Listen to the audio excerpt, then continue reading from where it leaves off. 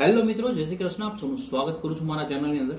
Finally જે PR નો programme weight થઈ રહ્યો છે, ટીઆર ટુ પીઆર, આના ઉપર હજી બી ઘણા બી અમે લાસ્ટ જે વિડીયો કર્યો એ બાદ ઘણા રિવ્યુઝ આવ્યા છે, ઘણા ડીએમ્સ આવ્યા છે, ઘણા લોકોના ક્વેશ્ચન છે કે સર હજી ડિટેલની અંદર એકદમ બી ક્લેરિફાય હજી આની અંદર અમે સમજી શકીએ એ રીતની એક અપડેટ આપો.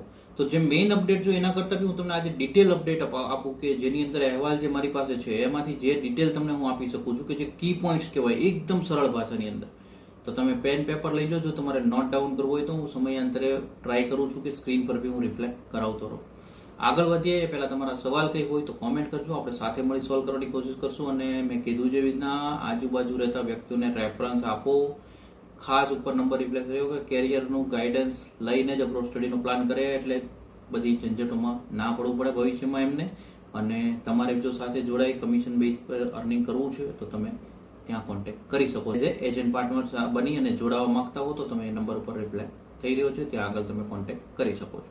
હવે આપણે જો અપડેટ પર આગળ જઈએ ડિટેલની અંદર, તમે જો નોટ ડાઉન કરવું છે તો કેનેડાના જે ઇમિગ્રેશન મિનિસ્ટર છે ડાયપ, એમણે જે કહ્યું છે ઇન્ટરવ્યુની અંદર અને ડિટેલ, આપણે આને બેને એક બ્રીફ તરીકે લેતા જઈએ. સૌથી પહેલી વસ્તુ ટોટલ સ્પોટ, તો એક ક્લિયરિટી એક મળી આપણને કે 33,000 ઓવર 2 યર્સ પીરિયડ 2026 અને 27 ને મળીને આ પ્રોગ્રામ 33,000 લોકોને ફાયદો આપી શકે છે. જિયોગ્રાફિકલ ફોકસ, કયા સિટીમાં રહેતા વિદ્યાર્થીઓ, તો કે મેજર સિટી વાળા આમાંથી બાકાત રહી શકે છે. મોન્ટ્રીયલ, ટોરેન્ટો, વેનકુવર જેવા નાના સિટીઓને ફાયદો મળી શકે છે, જેમાં કોમ્યુનિટી વાળાને વધારે બેનિફિટ મળે એવું લાગે છે. અગેન એક વસ્તુ આની અંદર નાની અમથી એક એવું લાગ્યું કે ક્યાંક ફ્રેન્કોફોનને બી ફોકસ થઈ શકે. ફ્રેન્ચની ઇમ્પોર્ટન્સ ફરી એકવાર દેખાણી છે.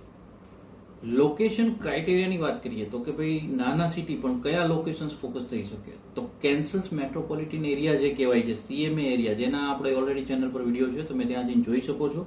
સ્ટેટિસ્ટિક કેનેડાની જે આવે છે બેઝ, આના ઉપર ફોકસ થશે એવું દેખાઈ રહ્યું છે. વર્ક એક્સપિરિયન્સ, જો કદાચ આ 33,000ના સ્લોટને ફોકસ કરીએ તો આની અંદર એપ્લિકન્ટ જેને 2 વર્ષનો એક્સપિરિયન્સ હશે એમને પ્રાયોરિટીથી સ્ટાર્ટ થઈ શકે એવું આશા દેખાઈ રહી છે. સેક્ટર સ્પેસિફિકેશનની વાત કરીએ તો એમણે બી એ જ ડિક્લેરેશન આપ્યું હતું કેનેડા ઇમિગ્રેશન મિનિસ્ટરે કે સેક્ટર કોઈ અત્યારે સ્પેસિફિક નથી, કદાચ લિસ્ટ આવે બી ખરા, પરંતુ મેઇનલી એવું બની શકે જેની પાસે કેનેડિયન એક્સપિરિયન્સ હશે એમને આનો ફાયદો મળી શકશે. તો આ એક અગેન સીઈસી વાળી જ વાત આવી ગઈ. સીઈસી ક્લાસનો એક્સપિરિયન્સ હશે એ લોકોને ફાયદો થઈ શકે છે.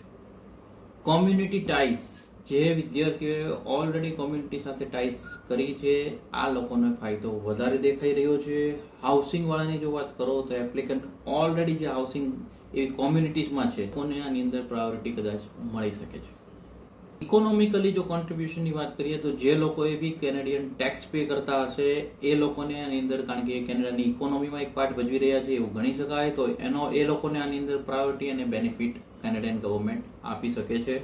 અને ફૂલ ક્રાઇટેરિયાની જો આપણે વાત કરીએ તો વેરી સૂન આવી એક વાત કરી હતી, જેને કારણે હજી કદાચ ડિટેલ ક્રાઇટેરિયા જેટલી બી અમારી પાસે જલ્દી આવશે અમે ટ્રાય કરશું કે તમારા લોકો સુધી જલ્દી પહોંચાડીએ, પરંતુ જ્યારે બી અપડેટ આવશે અમે ટ્રાય કરશું કે તમારી સુધી જલ્દીથી જલ્દી પહોંચે.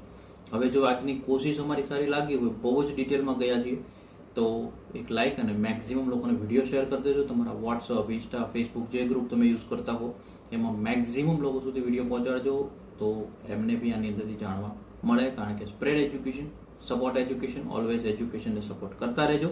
Thank you so much. જય હિન્દ, જય ભારત.